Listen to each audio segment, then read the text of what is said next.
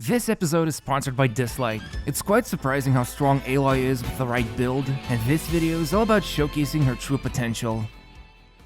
One of the most important things to understand about Aloy is that she can achieve pretty amazing results thanks to her alignment with Cryo Element and the fact she can deal a lot of damage quickly before swapping her out. So how do you exactly use this Huntress? Well, other than being a top tier damage dealer to Timmy's birds thanks to her passive, the only thing that kind of needs any explanation is her elemental skill, where she throws a cryo explosion that leaves behind smaller bomblets, and this is where things get interesting. These tiny little bombs are responsible for building up coil stacks, so if they collide with enemies, the number on Aloy increases, and once it reaches 4 stacks, she gains cryo infusion. Now, the great thing about this is that she can build the stack up even when she's not on the field, and you can also use the cryo infusion after switching her in and out. Just keep in mind there is a small cooldown when you gain a coil stack, so even if all bomblets collide with the enemy at the same time, you won't gain the special cryo infusion immediately if going from 0 to 4. But on the bright side, the coil stacks remain on her for a very long time, and you can always see how many of them you have when you switch to her. Also, you can slightly move the bomblets with certain characters like Kazuha, Sucrose, and Jean, who are able to manipulate their position with ease. But the funny part is, this build doesn't really rely on the coil stacks or the cryo infusion, and it actually focuses more onto her burst and skill damage, because while getting that infusion is nice, it's more or less there to serve as a niche function, even if MiHoYo bothered to overcomplicate it so much. In fact, the best things are sometimes the most simple ones, and Aloy's burst is guilty of this because it can be used frequently and packs a ton of damage. There's nothing special about it other than being efficient at causing harm to your enemies, so when you pair it together with her elemental skill without using too many normal attacks, she actually ends up as a very reliable quick-swap damage dealer who will only sometimes use the cryo infusion. And to help achieve the best results with this exciting build, you definitely want to see her equipment options. But before we get into her artifacts and weapons, a quick word from today's sponsor. This video is sponsored by Dislight, an upcoming pop fantasy mobile RPG that features insanely striking visuals and some of the most unique character designs in a gacha game. From super heroic to mythical, there's a diversified cast of heroes called Espers, each with their own life story, not to mention some of them even break the usual conventions like Odin and Sun Wukong, who are of different gender. Basically, the world of Dislight is a melting pot of ethnicities and cultures, all stylishly depicted in a pop fantasy art direction. Also, music is a huge part of the game, because it captures different moods with various styles like EDM and rock, and what's even better, the song elements are scattered all around Dislight, like going up against enemies and bosses who have musical beats integrated into their mechanics, so you really feel immersed with the unique artwork and music combination. And of course, all of this comes alive in an urban world mixed together with mythical origins of China, Egypt, Greek, and many more cultures, which are all getting the 21st century makeover, so we can just get more of a personal connection with these characters and stories. The game at this point has reached insane hype levels, and right now you can pre-register to Dislight by clicking on the link below the video, but more importantly, you'll also help out the channel big time, so make sure to click on the link and pre-register to Dislight today.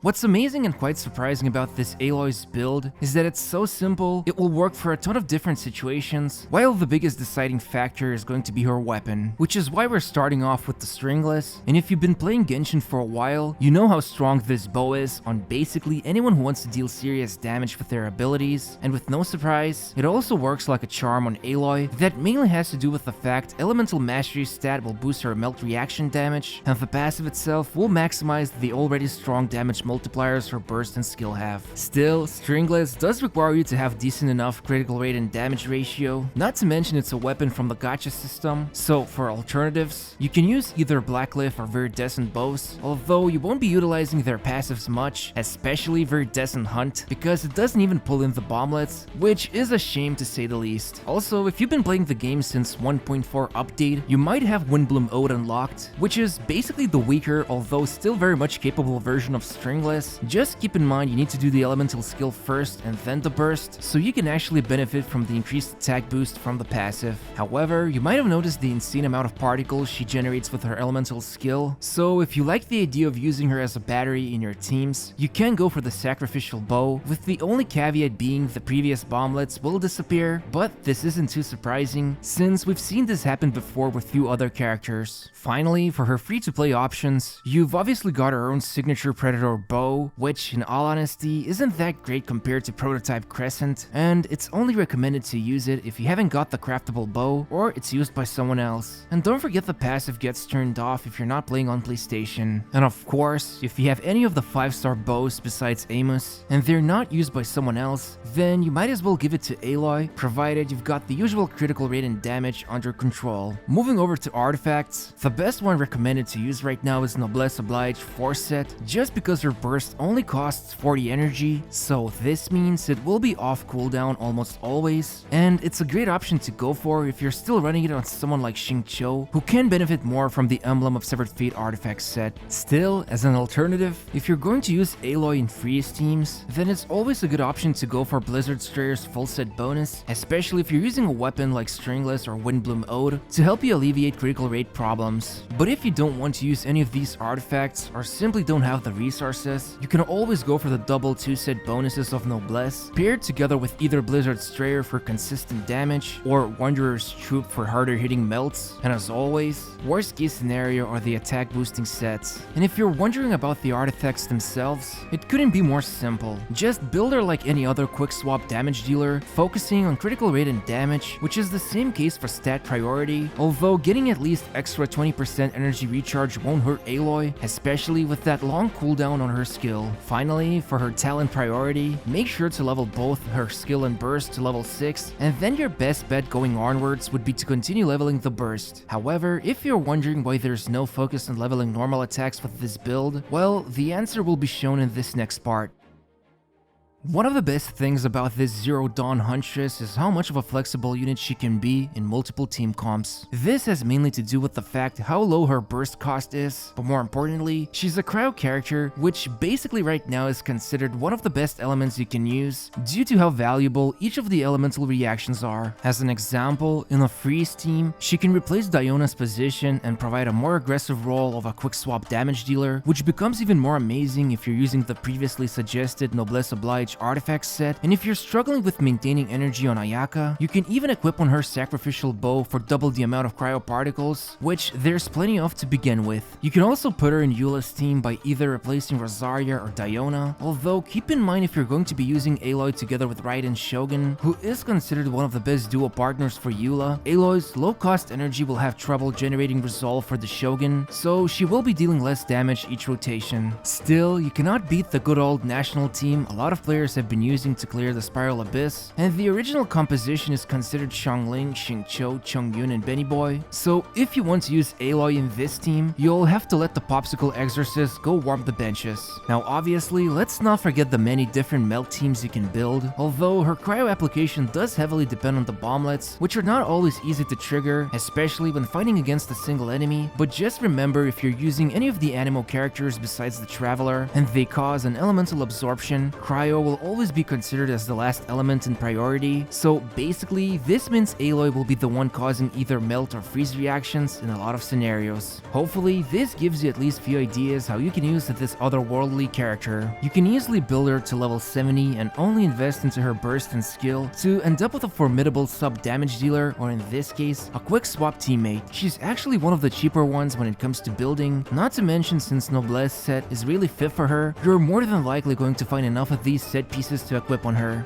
But you're probably wondering, as a free-to-play character, how does she compare to the rest of them? And well, the short answer is, she's great. It's almost like having a second Kaya, even if he is different and provides a lot more cryo application from his burst, but it's undeniable he has a pretty good position in a lot of teams, which is exactly how Aloy could be described. And you seriously can't expect MiHoYo to release a broken character completely free of charge. However, with the right build and good placement in the team, it's actually pretty crazy how much value you can get out of her with all things considered. Otherwise, the other question you might have is why are there no teams mentioned with her as the main damage dealer, since she does have her own PlayStation exclusive bow that buffs normal attacks, and then there's the whole mechanic with elemental skill of trying to build coil stacks, which should be enough to convince you she can be the one taking up a lot of time on the field. With the way bomblets work and having an actual cooldown for the coil stacks to build up, it's not easy to recommend for you to use your hard-earned resources unless you're dead set on the idea. In fact, maybe the whole design of infusing her normal attacks with Cryo is actually a byproduct of using her as a support, since quite often your rotation might end with the rest of the teammates waiting on their cooldowns. So if she has the rushing ice mode activated, you can easily use that time to unload a couple of normal Cryo attacks, even if it means you'll need to level up the talent itself. Either way, Aloy currently is a pretty reliable teammate you can have in a lot of compositions as a quick swap damage dealer, especially considering a big damage multiplier she has on her burst, coupled together with the fact it costs only 40 energy, making her into a very consistent burst generator.